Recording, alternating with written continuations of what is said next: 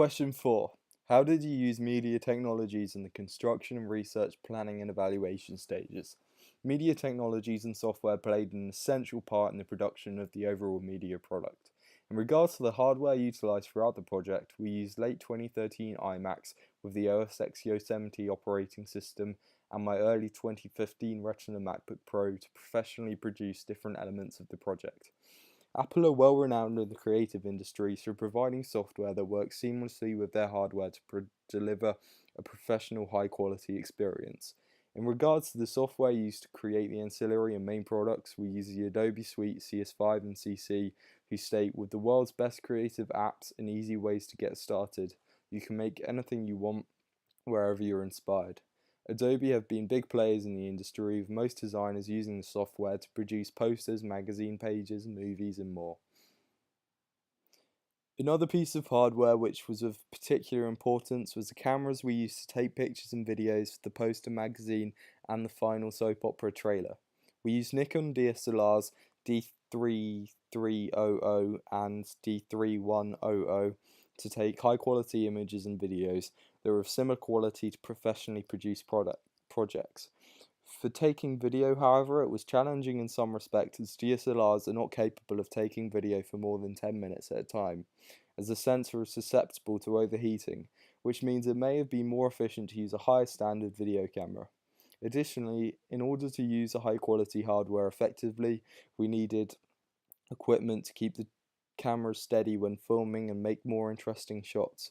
Primarily, a tripod was important for keeping the camera still, and it helped us position it on the uneven surfaces with the adjustable tripod legs. Secondly, we used a slider which helped create a smooth motion shot to zoom or pan around an object.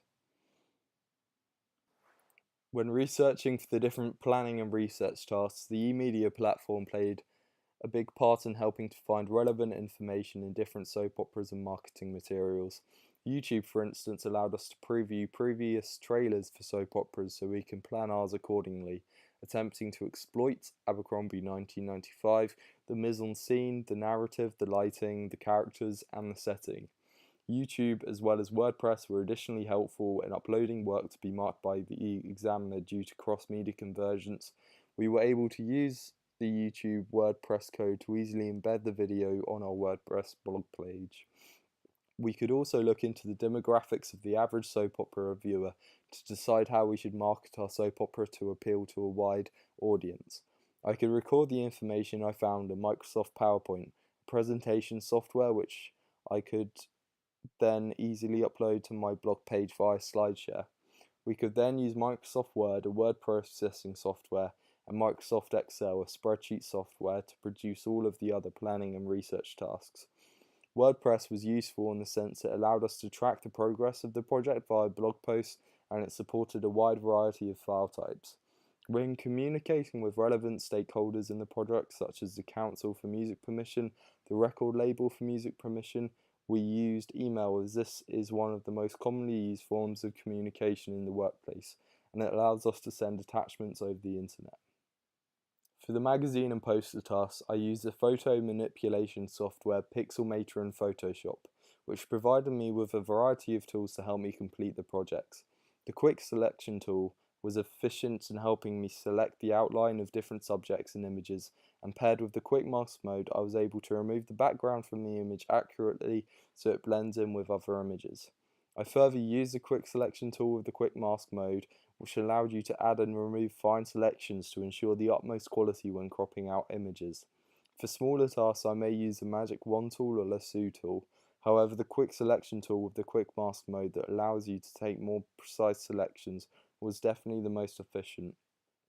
Furthermore, I was able to use the free transform tools available to resize and reshape the images accordingly to fit with my ideas. In order to create the vignette effect in Photoshop, I had to create a black square and use the soft eraser tool with a big diameter to remove the middle of the photo, creating the vignette effect. The healing brush tool found in Photoshop and Pixelmator was useful for removing small blemishes such as spots and scars from people's faces to create a more professional looking project. Additionally, the text tool along with the character window was efficient in creating and reshaping text to fit it with the theme of the poster and magazine. Another tool we used was the marquee selection tool to create circles, where we could then inverse them and delete the background from an image. This was useful for the magazine to make the correct shapes for the different images. Swatches also played a key part in the production of the magazine and poster, as I was able to preserve the different colours for future uses in the magazine. When editing and applying photos to the different images in the poster, I used the Photos application, which is pre-installed on Mac OS X, to add the fade feature, which puts a brown-purple tint on the images. When using layers within Photoshop, I could efficiently order elements on the page, bringing certain elements into the foreground and certain elements into the background. To expand on this, I could label the layers so everything was organized efficiently, allowing me to speed up my workflow when editing certain elements on the page. I could additionally create layer groups, which meant I could reposition or edit multiple layers without having to do so individually, hence also speeding up my workflow. When adding filter effects to layers, such as when creating the poster with the black and white background behind the characters, I was able to use an adjustment layer which I could link to a particular layer to prevent it from affecting other layers. This was important as it allowed me to make specific adjustments to different layers without having affected the whole group. When creating the soap opera magazine, I used the gradient tool to create the background in Photoshop, which fades from blue to white diagonally. Although this was stereotypical of what's on TV, I felt that I needed to bring an element of colour to the magazine, as this is a stylistic convention of a soap opera magazine. With the aid of the ruler tool, I was able to correctly align elements of the magazine in order to satisfy the formalistic conventions of the magazine, such as a barcode being aligned with the masthead. When producing the non-diegetic soundtrack for the trailer, it was essential that I edited the music to fit the 1 minute 30-second time limit for the soap opera trailer. For this, I used Adobe Audition, which I had previously never used before. After playing around with it, I managed to edit the music seamlessly so it was not obvious to notice the change in the timings of the music towards the end. To use this, I use the multi-track editing functionality of the program, which is similar to that of GarageBand for Mac. I then imported the non-diegetic soundtrack into the project, and I was able to mute or lower the volume of the audio when there was diegetic dialogue. Furthermore, at a post-production level, when editing audio of individual clips, we're able to unlink the audio from the footage to allow us to edit the volumes at different points during keyframes. The keyframes meant that when the music overpowered dialogue, we could reduce the volume of the music to make for a more professional product.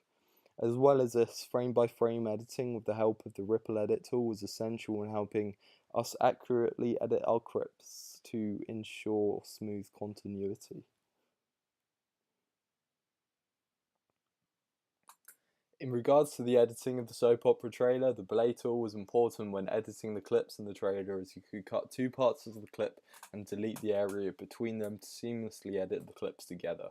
Furthermore, the position tool was useful in accurately editing the timing of clips to create a sense of continuity between the clips for the viewer. The position tool was also useful in moving clips so they're above other clips on the timeline, meaning we can have another clip playing over the top of the original clip, adding to the idea of continuity in the trailer. This was used in the confrontation between Chelsea and Ali, where we see Chelsea slamming the death certificate down on the table. However, during the editing process, I discovered the multicam editing feature, which I then shared with the class in Premiere Pro CC. This allowed us to sync two or more clips that were filmed at the same time with their audio, which we could then switch between the clips using the numbers on the keyboard. This helped in reducing the time taken to edit the timings of the clips and meant that all of the clips were accurately synced with their audio to the video.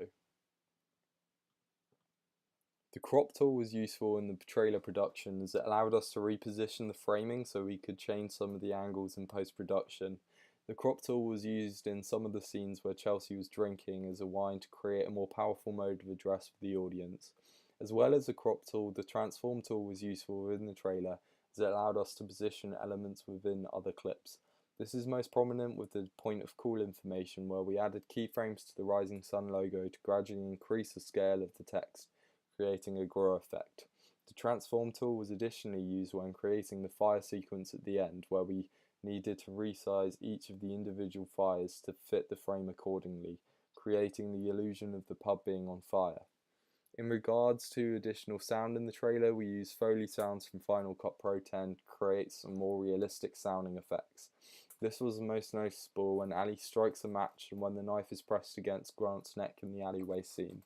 We then added ambient sound such as traffic in the back of some of the park scenes to make the park feel more realistic and to set the scene for the soap. This added to the realism of the trailer and meant there was no overpowering background noise in the trailer. The stabilizer tool was moreover useful in the trailer to make some of the more shaky shots more smooth. This was mainly apparent in the opening sequence where the shots were originally noticeably shaky.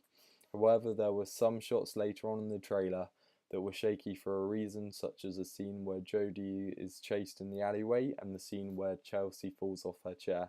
To create the effect of the fall, we had Chloe fall out of frame, and then in post-production we added the earthquake effect present in Final Cut Pro 10 and adjusted it so it looked natural. Furthermore, another software we used in the post-production stages of the soap opera trailers was Adobe After Effects CC to create the critical praise featured in the trailer. We primarily imported a video file sourced from YouTube into After Effects. We then created a new composition and named it Critical Praise. We then added text to the composition with the text tool and formatted it with Avenir Black and made the text white. We then created a new solids layer and formatted it so that it would be black, making for white text on a black background. Following this, we rearranged the layers in the timeline so the text was on top of the generated solid. Next, we highlighted both of the layers we created and pressed pre-compose to create a mask around the text. Then we added another black solid which we placed underneath the pre-composed layers and added the video in between both of these layers, resizing accordingly. Finally, we toggled modes and pressed TRK matte, which we then selected Luma matte tiles to make the effect of the video behind the text. Adobe After Effects was useful in creating the critical praise as it provided us with tools to create animations for the critical praise that would not have been available within Final Cut Pro 10. For my first evaluation question, I decided I would use eMaze as this could help me create interactive presentations that can be shared for free publicly. eMaze works by taking previously made PowerPoints and amazifying them into 3D presentations.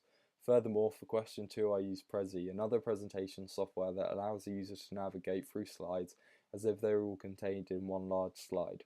Prezis are engaging and it works well with slightly shorter presentations. For question 3 I use Canva, a graphic design software to create unique professional presentations that can be shared and viewed via a link. For the final presentation software, I decided to create a video to clearly show how I made each of the products visually. The use of technology in the project was effective in creating a professional product that met the set criteria. I was able to use the internet to share my work with others and to find the relevant information for the ancillary planning and research tasks.